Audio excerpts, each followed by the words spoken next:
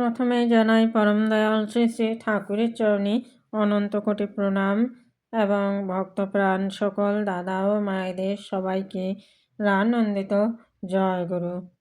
আজকের আলোচনার বিষয় সরস্বতী দেবী। সরস্বতীর অর্থ কী, এর তাৎপর্য কী, সরস্বতী দেবী শ্বেত বসনা কেন, শ্রী শ্রী ঠাকুর সরস্বতী পূজা করেছিলেন কিনা এবং সরস্বতী দেবীর কি কি শক্তির অধিকারিণী, সে সম্পর্কে আজকের আলোচনার বিষয়।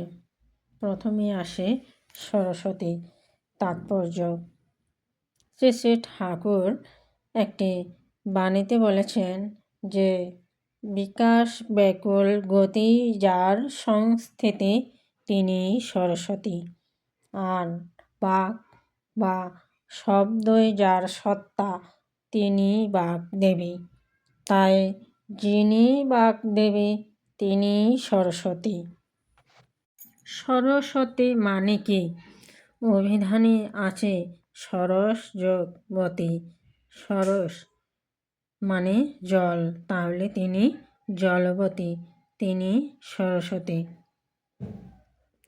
ওভাবে শেষে ঠাকুরের কাছে বললে হতো না, তিনি প্রতিটি অর্থেরই ধাতত্ব দেখতে বলতেন। সেই অনুযায়ী সরস শব্দের ধাতু দেখা গেল, এর মূলে আছে শ্রী ধাতু। এই শ্রী ধাতু মানে গতি, আস্তরণ। তখন শেষে ঠাকুর বললেন সরস্বতী মানে গতিতে যার আলয় বা আবাস, সদাই গতিশীল, অর্থাৎ চলে যা, তা বায়ু, বায়ুতে আবাস যার, তা হলো বোম।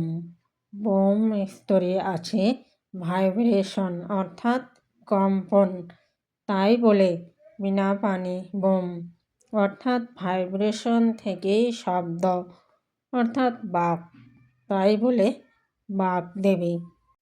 সরস্বতী দেবী শুক্লবর্ণা, শ্বেত বসনা। এই সাদা রঙের তাৎপর্য কী? সাদা রং পবিত্রতার প্রতীক, আবার সত্ত্বগুণেরও রং সাদা। সত্ত্বগুণ মানে অস্তিত্ব যাতে বজায় থাকে তার চর্চা। সত্ত্বগুণের চরিত্র হচ্ছে হালকা, তা সহজে উপরের দিকে উঠতে পারে। উপরের দিকে উঠতে পারে কে? যার নিচের দিকে ওজন ভারী নয়। অপর কথায় প্রবৃত্তির পাষাণ ভার থেকে যে মুক্ত, প্রবৃত্তি মুক্ত যে, সেই তো প্রবৃত্তি, প্রকৃত মুক্ত। আবার দেখা যায় সমস্ত বর্ণ একত্র মিশ্রিত করলে সাদা হয়। সরস্বতীর শুভ্র বর্ণের মধ্যে এই মিলন বা মহাসমারোহের ইঙ্গিত বর্তমান। এইভাবে সবটা দেখলে বোঝা যায় যে সরস্বতীর উপাসনা মানে পরম ব্রহ্মেরই উপাসনা, সৃষ্টিতত্ত্বের উপাসনা। এই তাৎপর্য জেনে যারা পূজা করেন তাদেরই সরস্বতী পূজা সার্থক হয়। মা সরস্বতী সতাৎপর্যে তাদের নিকট প্রতিভাত হন। এই কারণে সৎসঙ্গ আশ্রমে সরস্বতী পূজা সাড়ম্বরে হয়ে থাকে। শ্রী শ্রী ঠাকুর স্বয়ং পুষ্পাঞ্জলি দিতেন হাঁটু গেড়ে বসে, এবং পরে প্রণামী সহ প্রণাম নিবেদনও করতেন। অসুস্থতার জন্য যখন মণ্ডপ গৃহে যেতে পারতেন না, তখন ঘরে নিয়ে শয্যাতে বসেই পুষ্পাঞ্জলি দিতেন। পুরোহিত সেখানে এসে মন্ত্র পড়িয়েছেন।